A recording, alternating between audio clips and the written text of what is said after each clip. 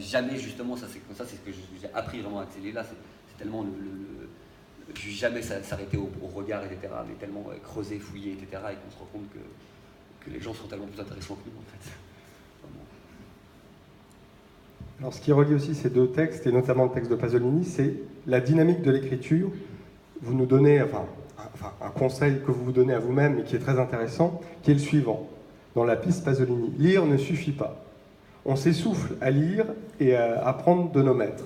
Pour mieux me confronter à un écrivain, je dois vérifier, toucher ces lieux que ces mots ont frôlés. Donc pour vous, c'est très important qu'en littérature, on aille finalement sur les traces des écrivains, quitte à être éventuellement déçu quand on confronte le texte avec la réalité. Faut que ça vale le coup quand même, parce que on va pas, dès qu'on a lu un livre, aller... Moi, Pasolini vraiment me marquait beaucoup. Puis Pasolini, c'est un personnage, c'est un auteur des lieux. Enfin, il raconte, il donne aux lieux dans ses poèmes, il les fait tellement vivre que j'avais envie de les voir. En fait, il y avait cette espèce d'envie de sentir tout ça, mais qui était un peu même fétichiste, un peu débile en fin de compte. Donc non, je pense pas qu'il faut. Je pense pas que ce ne soit nécessaire forcément d'aller sur le. Mais pour certains, oui. Moi, il y a des auteurs pour lesquels j'ai. Là, on a un texte là parce que vous l'avez ramené, donc de Xavier Graal, qui est un poète breton. Là, pareil, j'ai ce besoin de. Je suis allé un peu sur ses traces, etc. Aussi, ce besoin-là absolument de vivre, de voir les paysages dont il parle, de rencontrer ces. En fait, que la lecture ne suffisait pas. Et pourtant. En fin de compte, je me rends compte, après avoir écrit le livre sur Pasolini, après avoir vécu, après avoir rencontré ces gens, c'est les plus intimes, après que la fois où j'étais le plus proche de Pasolini, c'était en le lisant en fait. C'était dans ses poèmes, c'était pas forcément en étant dans sa chambre, en étant sur sa tombe. C'était très fort, mais et c'était d'ailleurs la cousine de Pasolini, qui est son ayant droit, qui m'avait dit, tu sais, m'avait écrit, tu sais. Pasolini, il n'a rien caché, tout est dans son écriture. Donc c'était comme s'il me décourageait avant de partir en me disant, tu sais, ça sert à rien que tu viennes, de toute façon tout est dans son écriture. Mais elle avait tellement raison au fond, qu'en fin de compte, un poète, un grand poète, un grand écrivain, en fait, quand il ne cache rien, on n'a même pas forcément besoin d'aller sur ses traces. Donc c'est un peu paradoxal. Quoi.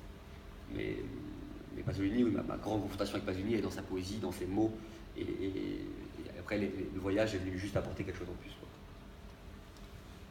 Alors dans la pièce, justement, Pasolini, il y a quelque chose d'assez fort. Vous racontez à un moment donné vos moments d'angoisse. Et lorsque vous ressentez de l'angoisse, vous écoutez un morceau de musique d'un jazzman, Keith Jarrett, son live à Köln, qu'on va écouter maintenant, et dont on parle après. C'est un peu long, on va pas t'écouter. Non. 2 minutes.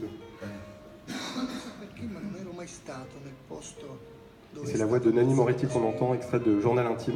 Ouais, Carodia Radio.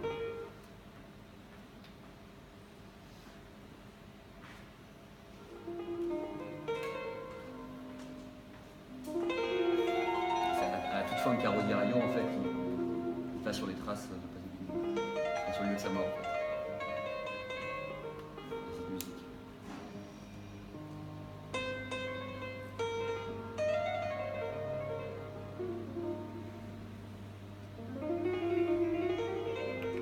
Et donc vous dites la chose suivante, j'allume mon ordinateur et je lance le Köln concert de Keith Jarrett. Ces notes de piano, je les écoute plusieurs fois par semaine, car elles me plongent dans l'univers de Pasolini. À la fin de son film Caro Diario, Nanni Moretti se rend à Vespa, vers le lieu de la mort de Pasolini sur cet air de piano.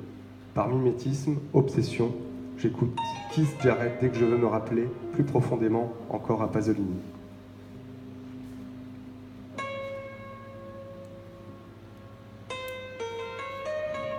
Donc ma question c'est, est-ce que finalement l'art, ou les artistes, vous les concevez un peu, et on en parlera après aussi avec Xavier Graal, de manière fraternelle, un peu comme des frères, des compagnons d'aide, lors de moments de tristesse, de désespoir, de mélancolie? Ouais, c'est du compagnonnage, la littérature, les auteurs, c'est du compagnonnage, tout à fait. Parfois ils nous aident et parfois ils nous mettent, ils nous isolent aussi. Hein. On peut aussi, je pense, facilement se complaire dans une littérature très noire, très cynique, très triste. Mais oui, moi la littérature, c'est aussi une grande histoire, une grande histoire de ma vie, je le sais, pourtant je suis pas bien vieux. Mais mais j'ai besoin de, ouais, j'ai besoin des livres, et puis la musique c'est particulier en fait, la musique. Moi je suis totalement admiratif des musiciens. Et Pasolini d'ailleurs, il le disait, la musique pour lui c'était le moyen le plus expressif et il dit il aurait rêvé d'être musicien, Pasolini. Il aimait beaucoup la peinture, il peignait, il dessinait, il faisait beaucoup de choses, mais il disait la musique c'est le moyen quand même de toucher au plus profond l'émotion de l'homme. Et ce qui est vrai, la musique c'est un... Donc oui, la musique fait naître des grandes émotions comme la littérature. Après, voilà,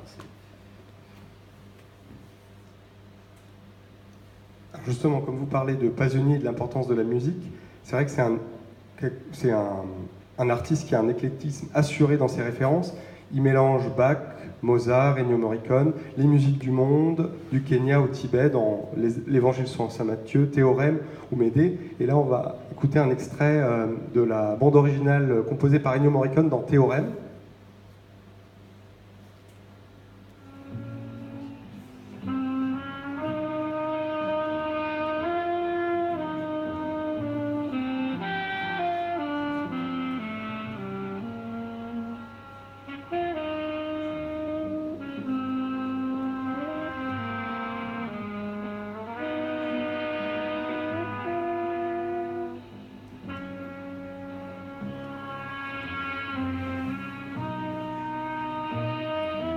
Pasolini a rêvé de s'exprimer en musique. Dites-vous, dans la pièce Pasolini, il l'a vu comme un des plus hauts moyens d'expression, peut-être plus encore que la poésie ou le cinéma.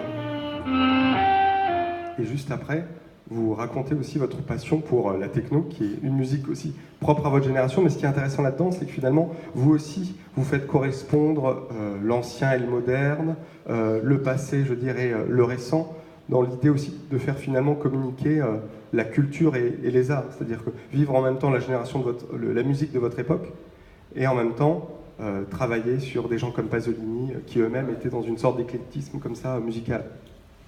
Oui, je raconte... En fait, je me suis rendu compte sur la pièce Pasolini, je me retrouve un peu dans une rave party, quoi, dans les faubourgs de Rome, et je me rends compte qu'elle a donc cette rave party, donc qui est très de mon époque, très jeune, qui est justement un peu un lieu de plaisir immédiat, etc.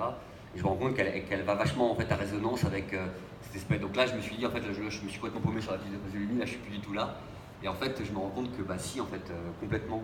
Espèce parce qu'il y a cette espèce de vie des marges, de musique un peu souterraine, avec en fait, c'était très Pasolini en fait. Et à la fois, Pasolini, il faut le vivre, même ces auteurs-là, on les vit dans le souvenir, mais on les vit, non, on les vit.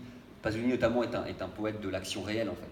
Donc c'est un poète du quotidien, donc c'est un poète qui, moi, qui raconte des choses que je vis profondément, mais de manière très, très neuve et très contemporaine. Et donc, c'est pas aller déterrer quelque chose, c'est pas si vieux que ça en fait. C'est ce qui le rend complètement actuel.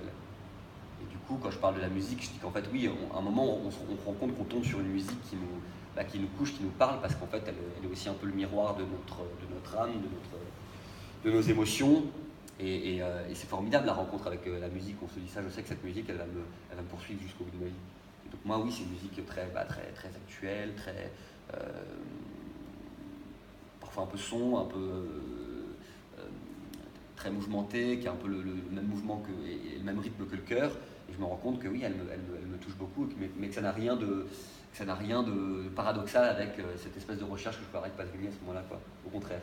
Et notamment, je cite toute une partie du poème de Qui je suis, où il raconte, voilà, on parle un peu de la subversion, de ces choses-là, etc., du scandale, et je m'y retrouve pas mal là-dedans, quoi.